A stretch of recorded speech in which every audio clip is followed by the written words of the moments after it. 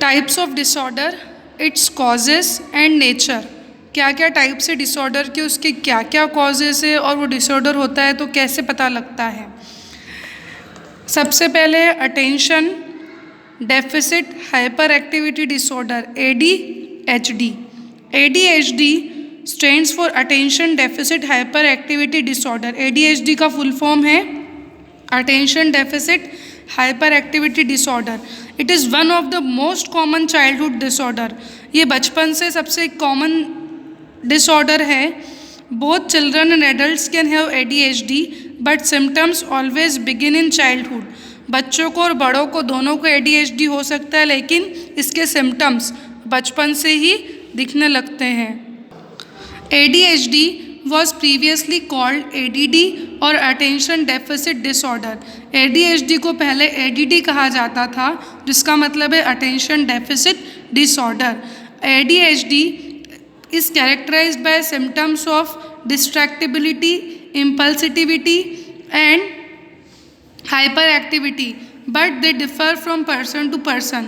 जो ADHD है इसको इसलिए कहा जाने लगा क्योंकि कुछ डिस्ट्रैक्टिबिलिटी के, इम्पल्सिविटी के और हाइपर एक्टिविटी के सिम्टम्स भी नज़र आने लगे, लेकिन ये सब पर्सन टू पर्सन अलग अलग रहते हैं। Symptoms of ADHD in children, बच्चों में क्या सिम्टम्स रहते हैं ADHD के। हैव ट्रबल प्लेइंग क्वाइटली, उनको चुपचाप खेलने में थोड़ी प्रॉब्लम होती है। Often has trouble organising task and activities, task और एक्टिविटीज़ को ऑर्गेनाइज करने में प्रॉब्लम होती है। रेस्टलेस टेंडेंसी ऑफ रेस्टलेसनेस, वो रेस्टलेस रहते हैं, वो कभी भी आराम तो कर ही नहीं सकते या शांति से नहीं रह सकते हैं। It is often forgetful in daily activities, वो अपनी डेली एक्टिविटीज़ में कुछ ना कुछ चीज़ें भूलते रहते हैं। Talking rapidly and excessively, continuously बोलते रहते हैं और ज़रूरत से ज़्यादा बोलते हैं। Impossible for a child to sit still, बच्चे के लिए इम्पॉसिबल होता है कि वो शांति से एकदम स्टिल बैठ जाए, स्टेबल रहे, उनके हाथ पैर कुछ ना कुछ हिलते ही रहते हैं। इंटरप्ट और इंट्रूड ऑन अदर्स, दूसरों को बीच बीच में टोकते हैं या और कोई भी बात चलती रहती है तो उसमें इंटरप्ट करते हैं। बिकम ईजीली डिस्ट्रैक्टेड, ईजीली कोई सी भी बात से डिस्ट्रैक्ट हो जाते हैं। Failing to complete assign task, दिए हुए टास्क को कंप्लीट करने में फेल हो जाते हैं। Not give close attention to any task, उनको कोई भी टास्क अगर दिया जाता है तो उस पर प्रॉपरली अटेंशन पे नहीं करते हैं। Making careless mistakes in school work और अदर एक्टिविटीज़, अपने कामों में या कोई भी एक्टिविटीज़ में केयरलेस वाली मिस्टेक्स कर जाते हैं। Frequently is difficulty sustaining attention in task और प्ले एक्टिविटीज़, डिफ़िकल्टी होती है इनको किसी भी टास्क या प्ले एक्टिविटीज़ को परफॉर्म करने में। अब कॉजेज़ क्या क्या हैं ADHD के। Genetic, ADHD is identified to a strong genetic factor. ADHD जो है वो एक स्ट्रॉन्ग जेनेटिक फैक्टर के थ्रू भी आइडेंटिफाई की जाती है। Which means those children and adults who have a family history of ADHD are greater risk for developing the disorder themselves. ऐसे बच्चे जिनकी फैमिली में कहीं पहले प्रॉब्लम रही है, उनको ये प्रॉब्लम होने की ज़्यादा रिस्क रहती है। Use of toxins, prenatal exposure to toxins such as cigarette, smoke and alcohol etcetera in addition to their obstetrical problems is associated to the development of ADHD। कभी टॉक्सिन्स का अंदर चले जाना जैसे सिगरेट का, स्मोक, अल्कोहल, इसकी वजह से क्या होता है, ये ADHD का डेवलपमेंट बॉडी में होने लगता है। लो बर्थ वेट, बेबीज़ जब बोर्न होते हैं और उनका बर्थ वेट बहुत ज़्यादा कम होता है तो उनके अंदर ADHD डेवलप होने के चांसेस ज़्यादा रहते हैं। ब्रेन इंजरी, ऐसे बच्चे जिन्होंने कोई इंजरी या उनके ब्रेन में कोई इंजरी को फेस किया है, उनको भी ADHD होने के चांसेस ज़्यादा रहते हैं। द चिल्ड्रन और teens environment, it is possible lead contact can also cause a contributor to ADHD। ये पॉसिबल है कि जो लीड कॉन्ट्रैक्टर है, मतलब जो लीड कर रहा है सारी चीज़ों को, वो भी ADHD का कॉज बन सकता है। Nutrition and food, in fact study has shown that certain component of diet including food additives appear to have clear effects on a child's और टीन बिहेवियर।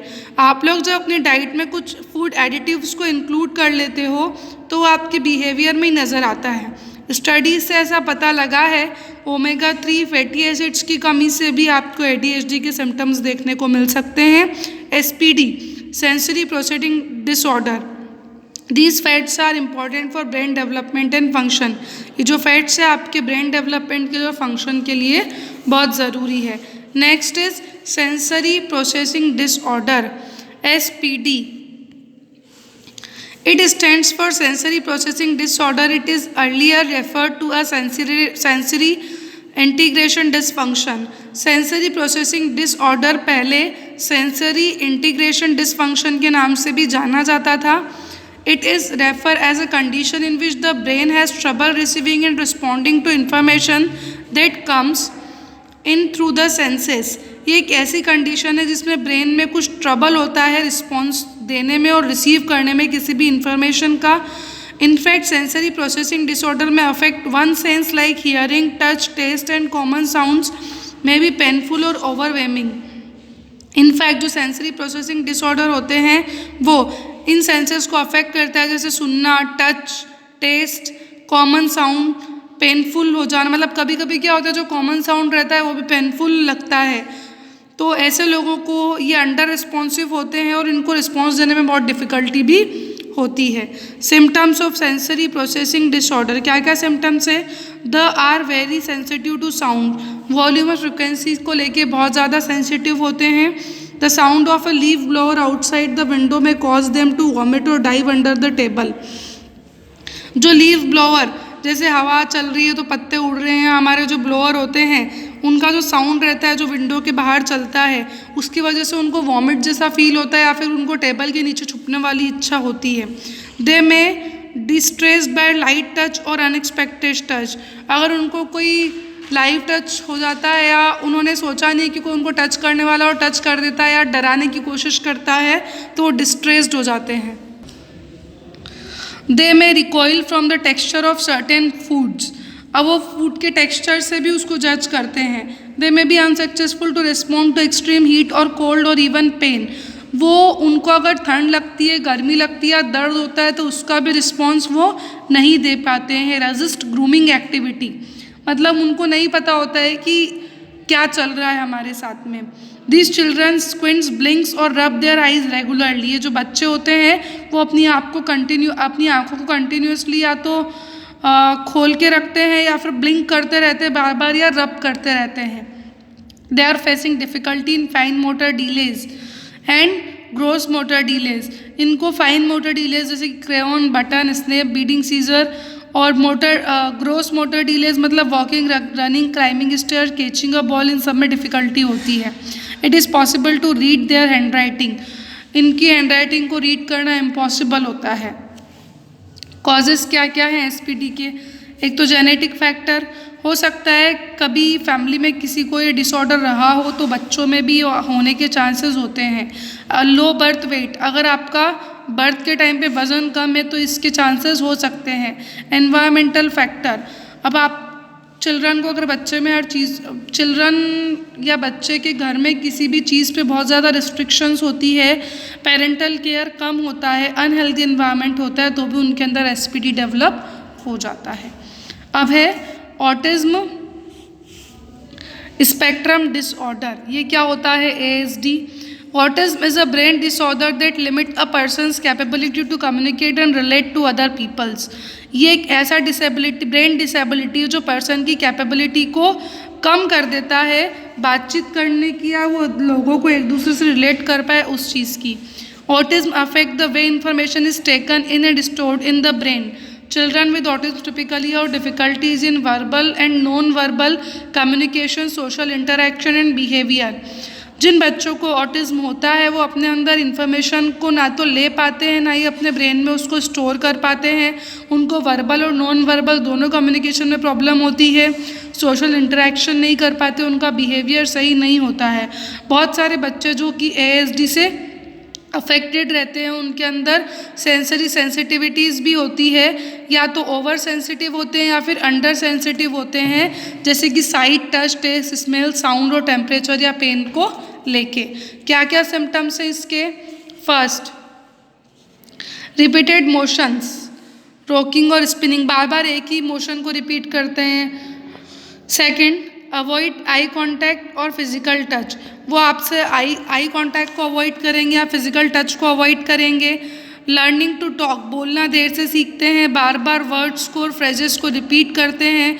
अगर उनके अंदर अपन थोड़ा बहुत भी बदलाव लाने की कोशिश करें तो वो अपसेट हो जाते हैं। उनको डाइजेस्टिव प्रॉब्लम होती है, जैसे कि कॉन्स्टिपेशन, और नींद नहीं आती है। और इन बच्चों का, इनकी मसल्स का बहुत पुअर कोऑर्डिनेशन होता है दौड़ने में, चढ़ने में या क्लाइंब करने में। क्या कॉजेज़ है? जेनेटिक फैक्टर्स, ऑटिज्म जो है उन बच्चों में ज़्यादा कॉमन होता है जिनके अंदर फेटल डेवलपमेंट के टाइम पे कुछ डिसऑर्डर आ जाते हैं, जैसे फ्रेजाइल एक्स और डाउन सिंड्रोम।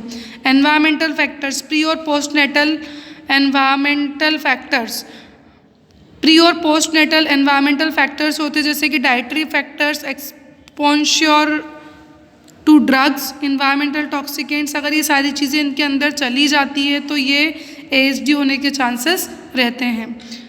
बाकी की डिसऑर्डर्स हम लोग नेक्स्ट वीडियो में पढ़ेंगे।